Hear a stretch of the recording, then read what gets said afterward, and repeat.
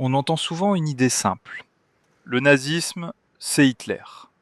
Comme si cette idéologie était sortie de son esprit, puis s'était imposée à toute une nation.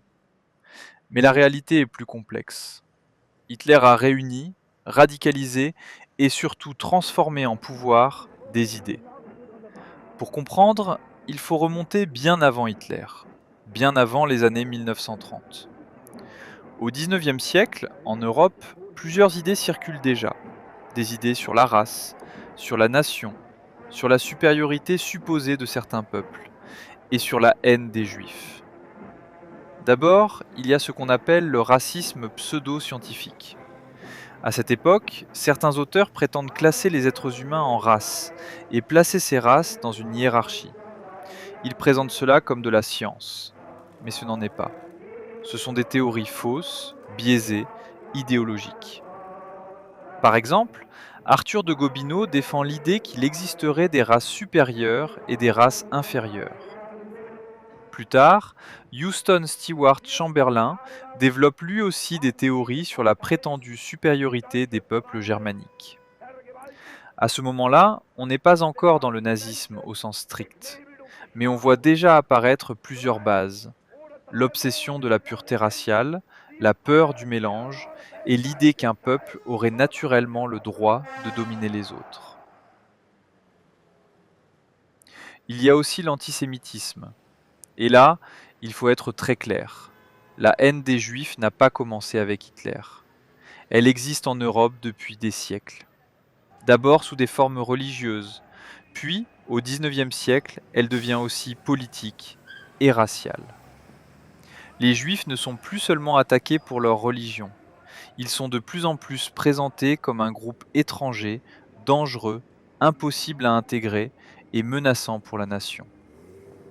C'est un basculement majeur, parce qu'à partir du moment où un groupe humain est présenté comme une menace fondamentale, son exclusion paraît plus facile à justifier. Autre élément important, le nationalisme extrême. Au XIXe siècle, beaucoup de pays européens valorisent la nation, l'identité nationale, la puissance militaire, l'unité du peuple. Mais dans certains milieux, ce nationalisme devient agressif. On ne dit plus seulement notre nation compte, on dit notre nation est supérieure. Elle doit dominer, elle doit s'étendre et elle doit se débarrasser de ceux qui l'affaiblissent. En Allemagne, cela nourrit peu à peu une vision presque sacrée du peuple allemand, définie par le sang, la terre, les ancêtres, l'identité ethnique. Il faut aussi parler du darwinisme social. Et ici, précision importante. Charles Darwin n'était pas nazi.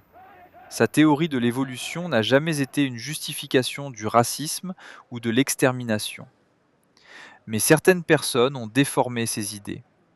Elles ont voulu appliquer à la société humaine l'idée d'une lutte entre les plus forts et les plus faibles. Et elles ont prétendu que certains peuples étaient faits pour survivre et d'autres pour disparaître. Encore une fois, ce n'est pas de la science. C'est une instrumentalisation idéologique. Donc, quand Hitler arrive sur la scène politique, il ne part pas de zéro. Le racisme existe déjà, l'antisémitisme existe déjà, le nationalisme extrême existe déjà, la croyance en une hiérarchie entre les peuples existe déjà. Mais il manque encore quelque chose: le contexte. Et ce contexte, c'est la Première Guerre mondiale. En 1918, l'Allemagne est vaincue. L'Empire allemand s'effondre. Le pays entre dans une période de chaos, d'humiliation et d'instabilité profonde. Le traité de Versailles est vécu par beaucoup d'Allemands comme une humiliation nationale. L'Allemagne perd des territoires, doit payer de lourdes réparations et porte officiellement la responsabilité de la guerre. En parallèle, le pays traverse de grandes crises: inflation, pauvreté, chômage, violence politique, peur du communisme, instabilité permanente. Et dans ce climat, beaucoup cherchent des responsables. C'est précisément dans ce genre de moment que les idées extrêmes deviennent les plus dangereuses. Parce qu'en temps de crise, les discours simples séduisent plus facilement. Les explications brutales rassurent. Les ennemis désignés donnent l'illusion de comprendre. Et le futur discours nazi va justement proposer ça. Une explication simple à une situation complexe. Des coupables tout trouvés. La promesse d'un redressement national. Et le fantasme d'un retour à la grandeur. Les juifs, les communistes, les démocrates, les élites politiques, les étrangers, tous vont progressivement être accusés d'être responsables du malheur allemand.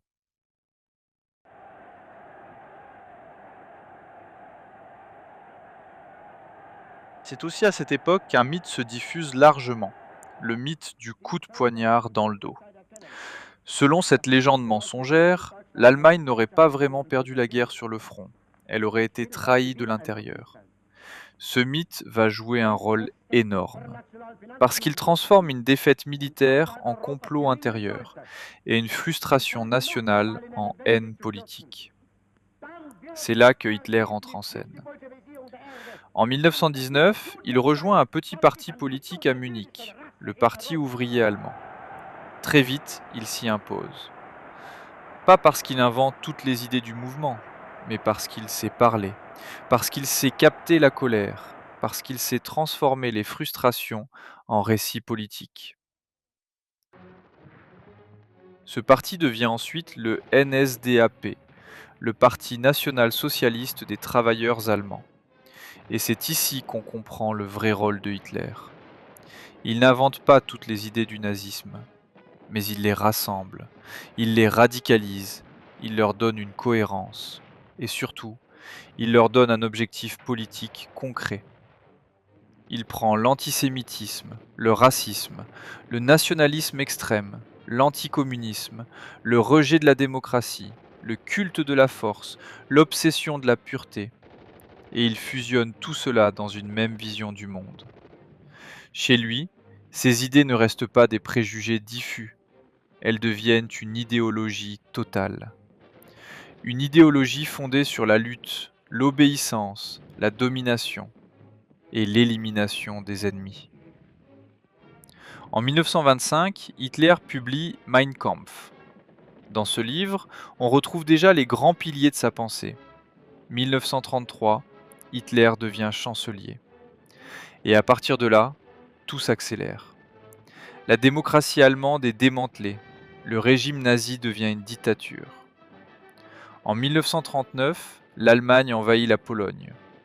Cela conduit notamment à la Shoah.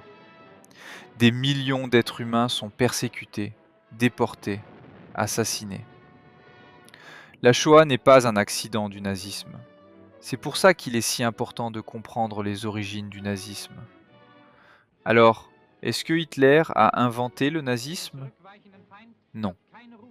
Mais Hitler a joué un rôle absolument central.